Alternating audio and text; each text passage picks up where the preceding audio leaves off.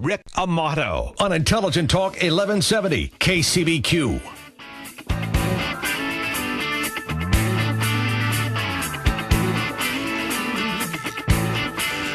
Welcome back to the Rick Amato Show. I'm Steve Danon, filling in for Rick Amato, who is working on building a bigger and better show.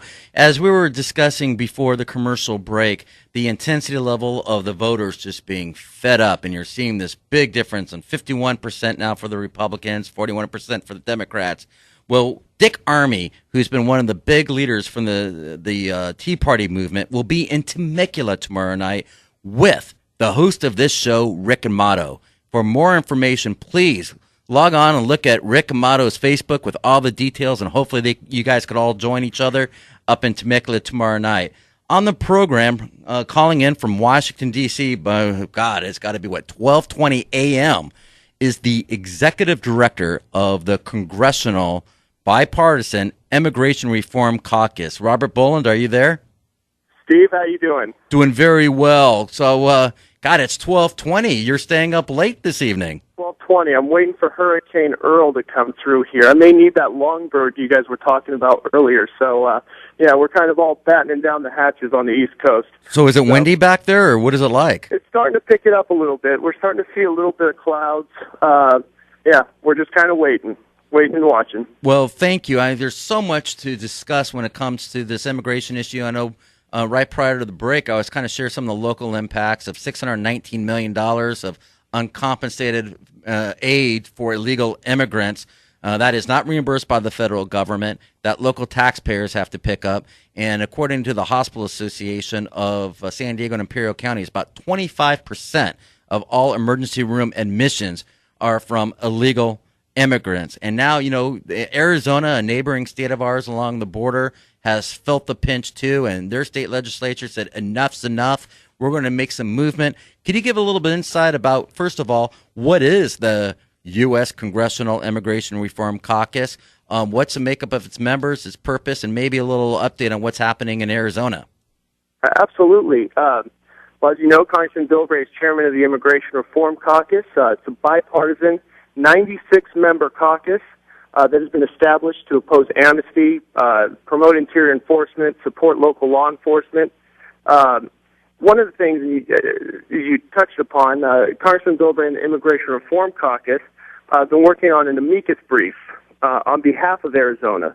Amicus brief is basically a friend of the court. We're basically siding with one side, in this case, in the very unfortunately titled case that the Department of Justice is bringing, the USA versus Arizona. I mean, that's pretty sad in and of itself. But what we're doing is we're siding with Arizona's right to pass strict immigration laws and also enforce those strict immigration laws, and we oppose the administration's infringement on that right. Our first amicus brief actually had 81 members of Congress, 76 House members, 5 senators. Now that it's past the district level, it's moving to the appeals. We're currently working on our second amicus brief, which has had a ton of support. Explain that, because I know the U.S. District Court Judge Susan Bolton agreed to block a section of that law. Can you kind of paraphrase what section of that law she blocked? Well, she basically blocked the crux of the law, which is that she doesn't believe that the state of Arizona can grant its deputies the right to enforce federal immigration law. So wait a second. Let me get this straight.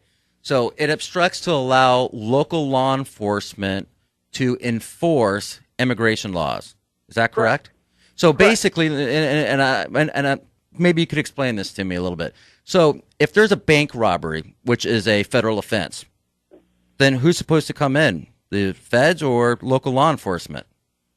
Well, you're pretty much hitting the nail on the head, and I think that's why you've been talking about this. Why are the American people so upset right now at our federal government? And this is one of those reasons.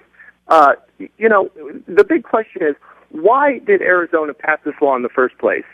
Well, illegal immigration is costing their state $2 billion annually. Phoenix is becoming one of the kidnap capitals of the world. Tucson is one of the most violent regions in the country. And basically what the federal government is saying, don't worry, Arizona, we will take care of you. But they've got a Arizonans, great track record, don't they? Right, exactly. Arizonans are saying, hey, wait a minute. I mean, you guys have been saying this for years now, and we're waiting. Furthermore, I don't know if you saw the article today in Politico that said, of the 37 gubernatorial races, 20 of the gubernatorial candidates are actually pushing for Arizona-type laws. Now, So is that like the 287G? Is that part of it? It's that in our amicus brief, that's what we are saying, that Congress is saying, is that we basically, it is congressional intent that local law enforcement can enforce federal immigration law because we have the 287G program. And explain a little bit about 287G for our listeners. Sure. 287G was passed in 1996, and basically what it has said is that the federal government can enter into a memorandum of understanding with localities across the country, and basically what the federal government does is train local law enforcement to enforce federal immigration law. So it's basically a contract then with the Department of Homeland Security. Is that basically what it is? That's exactly right. So, okay. And right now, currently, according to the Department of Homeland Security, there's about 67 of these memorandums of understanding. Now, did Arizona have a memorandum of understanding with the Department of Homeland Security? Parts of it did. But okay. What the federal government has a problem with is when you start what the federal government views as infringement on their right to conduct immigration policy. And not only that, the federal government argued that because Arizona was doing what they're doing, they're actually infringing upon the federal government's right to conduct foreign policy because it's affecting the foreign countries' views of the United States. So do you think this is going to go all the way to the United States Supreme Court?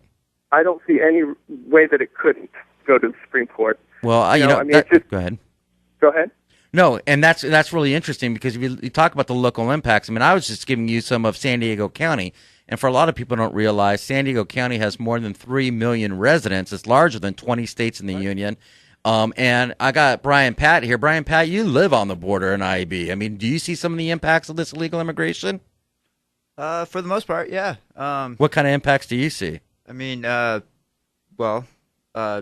people losing their jobs because of illegals will work cheaper. We've got people sitting outside of Home Depot right now, waiting to be picked up to start working. Yeah, it's pretty unbelievable. So, is there a timeline? When does this amicus brief needs to be filed? Well, the amicus brief is going to be filed within the next day or so. Okay. Currently, for the appeal, we've got about 67 members signed on. So we're still working to get more on. But the appeal probably won't be heard until November. So this is going to be a drawn-out affair. Well, you look at, you say until November, and you've got, 61 days left into the election. So I have a feeling this is going to be one of those hotbed issues. Now, honestly, Robert, I mean, do you think Washington can do anything to address this issue? Well, this is what I think, is that, you've got these candidates who are pushing this immigration reform, similar to Arizona. And Brian just said something that's very true. People are tired of seeing, the effects of illegal immigration. They're tired of seeing it on our workforce.